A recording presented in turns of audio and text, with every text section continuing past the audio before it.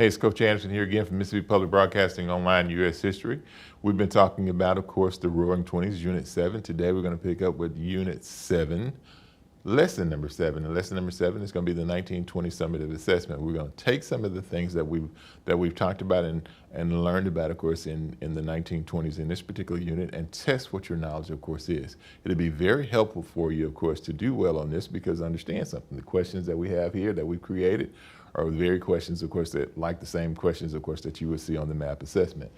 What we would like to do, of course, is go ahead and look at the unit focus question first. What we said, of course, is every time that we go over a lesson, we give the unit focus question. We don't answer it, but we always say that at the end, what we will do, of course, is go through and try to address that question. This is what characteristics of the 20 made it distinctly different from the previous decades in the United States.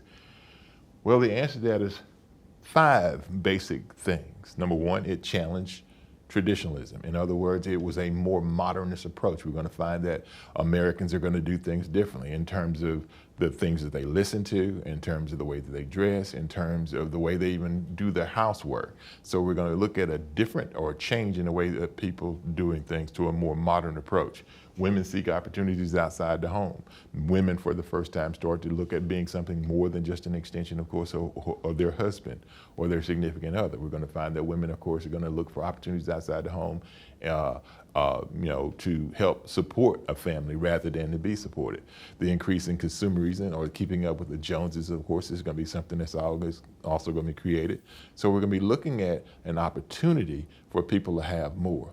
And then we're going to be looking at the excessive use of credit. Before the 1920s, when people got things, they paid for them. And if they didn't have the money, they did without. So we're going to be looking at a change in mindset even when it comes to economics. The pursuit of entertainment. We're going to find that sports teams, movies, and other leisure activities, of course, are going to become very important to the American consumer. What we'll do now, of course, is go through and look at some of these practice questions that you might see, of course, on MAP. Some of these questions, of course, you can find by you can go and find any number of MAP questions in terms of going online to Mississippi Department of Education, and they have a very good resource bank. And what we've tried to do, of course, is use questions like that, but also create some questions to give you an idea about some of the things that you may see. Which group did not suffer from the effects of the Johnson Immigration Quota Act of 1921 during the Harding administration? Well, we said there were quotas placed on every group. There's only one group that did not have quotas put on them because of the farming in the American Southwest and West. And the answer to that would be Mexicans.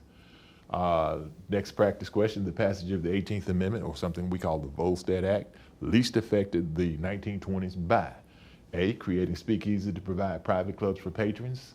B, providing an atmosphere for organized crime to flourish, creating the lost generation who were disillusioned with life. D, providing an atmosphere where flappers could express themselves without judgment.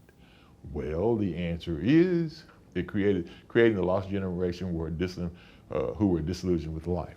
That is a true statement, but it wasn't the Volstead Act, of course, or the 18th Amendment that made them disillusioned. It was World War I, if you remember. Look at the next practice question.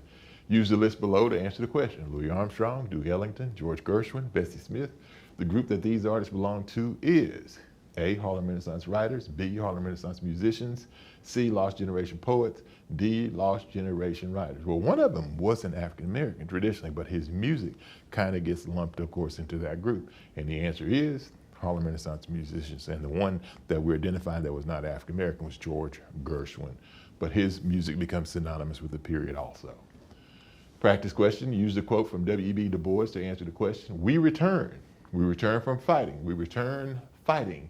Make way for democracy. We save it, France, and by the great Jehovah. We save it in the United States of America, or know the reason why.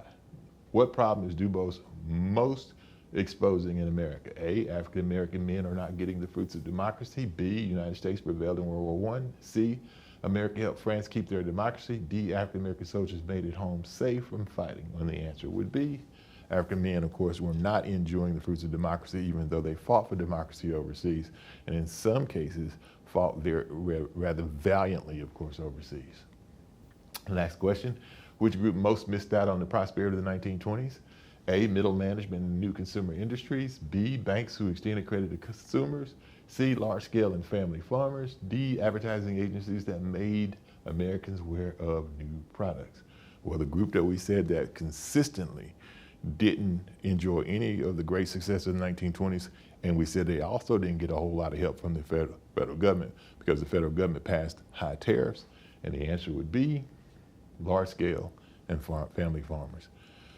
Last question, it says, use a list to answer the question: the Kellogg-Briand Pact, the Dawes Plan, the Washington Conference, the London Naval Treaties. The items in the list reflects the United States' willingness to end what? A, high tariffs, protect the tariffs. B, nation self-determination. C, isolationism. D, conflicts that led to war. Well, all of those particular things were created, and the United States of America participated in them, even though we were isolationists. But the point of them was to prevent conflicts, which led to war. All right, what that does, of course, is it gives us those questions that could possibly, use as practice, of course, for the MAP test, and of course also for your benchmark test. Here, what we have is one last activity for you to do. It's called the Lost Generation activity, and what we want you to do is to create a list of lost generation writers and identify their most noteworthy compositions and write an argumentative essay supporting the writer you believe had the most significant impact on the 20th century literature. And a rubric will be included in the resource page at the end of the unit to aid your composition. And once that's completed, you of course can turn it into your teacher, of course, to be graded. We hope that you've learned a little bit about U.S. history's most glamorous period up until that particular time, was the 1920s.